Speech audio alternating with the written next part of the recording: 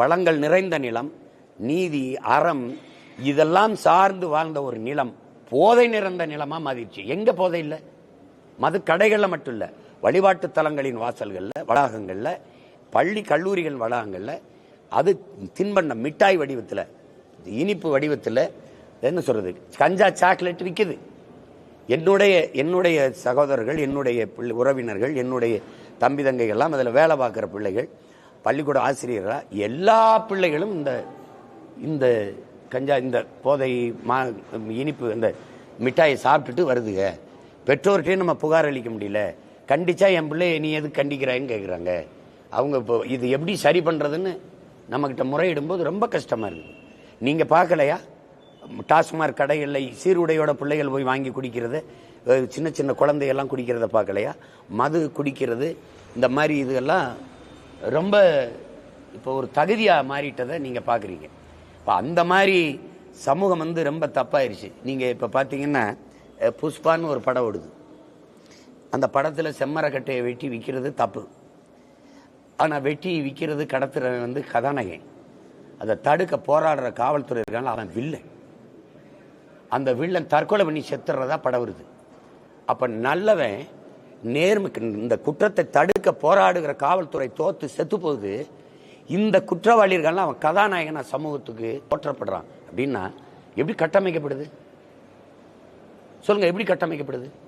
அரசு அறிவை வளர்க்கும் கல்வியை தனியாருக்கு விற்க கொடுத்துருச்சு, உயிரை காக்கும் மருத்துவத்தை தனியாருக்கு விற்க கொடுத்துருச்சு, சாலை ஓடுதல் பராமரித்தலை தனியார் கொடுத்துருச்சு, ஒரு இடம் விட்டு இடம்பெயர்ற போக்குவரத்தை தனியார் கொடுத்துருச்சு. அது விண்ணூர்லிருந்து தொடர்வண்டியிலிருந்து எல்லாம்.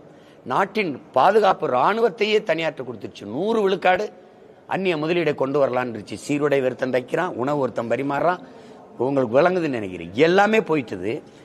இது எல்லாத்தையுமே கொடுத்துருச்சு இந்த நாடு. மின் உற்பத்தி விநியோகம் தனியா இருக்கு, சூரிய ஒளி மின்பூங்கா தனியா இருக்கு, காற்றாலா தனியா இருக்கு, எல்லாம் தனியா இருக்கு. ஆனா சாராயம் மட்டும் அரசு விக்குது அப்படின்னா எவ்வளவு பெரிய கொடுமை இருக்கு பாரு. இது அநீதின்னு நீங்க நினைக்கிறீங்களா இல்லையா? எந்த ஒரு வேலையாவது, பணியிட மாற்றமா, பணி நியமனமா, இல்ல பணி உயர்வா, பணம் கொடுக்காம உங்களால சாதிச்சிட முடியும்னு யாராவது சொல்லு. நேர்மை. கோயில் கருவறையில இருந்து கல்லறை வரைக்கும் காசு இருக்கு. நீங்க சிறப்பு தரிசனம் வேணுமா காசு கொடுக்கணும், நீங்க பிரசவ அறையா காசு கொடுக்கணும். அப்ப எல்லாமே பணம் பணம் பணம்னு. இது எப்படி சொல்றது, சகிக்க முடியாத ஒரு அநீதி. இதத்தான் பகத்சிங் சொல்றான். விடுதலை இந்தியாவில் இல்ல, அடிமை இந்தியாவில் சொல்றான். வெளிப்படையாகவே அநீதிகளால் கட்டமைக்கப்பட்டுருச்சு. உங்களால ஊழல் லஞ்சம் இருக்குன்னு தெரியும், தடுக்க முடியுமா? உங்களால வழக்கொள்ளை இருக்குன்னு தெரியும், தடுக்க முடியுமா? முடியல பாருங்க, முடியல. அப்ப என்ன செய்யறது? இந்த சமூகத்தை தகர்க்கணும்டாங்க. புதுசா வேற சமூகம் கட்டணும். ஒரே தீர்வு புரட்சி தான், ரெவல்யூஷன் தான். அது ஒன்னாலதான் தலைகள் மாற்றத்தை ஏற்படுத்த முடியும். சீர்திருத்தம் வேற, புரட்சி வேற. சீர்திருத்தம் என்பது இந்த கட்டடத்துக்கு வெள்ளை அடிப்பது, இந்த ஜன்னலை மாற்றி வேற ஜன்னல் வைப்பது, இந்த கதவு சரியா இல்லைன்னு மாத்திட்டு வேற செப்பனிடுவது சீர்திருத்தம். இந்த கட்டடத்தை இடிச்சிட்டு வேற கட்டடம் விருப்பம் போல நல்ல கட்டடம் கட்டுவதுங்கிறதான் புரட்சி. செய்திகளை உடனுக்குடன் தெரிந்து கொள்ள உடனே சப்ஸ்கிரைப் பண்ணுங்க.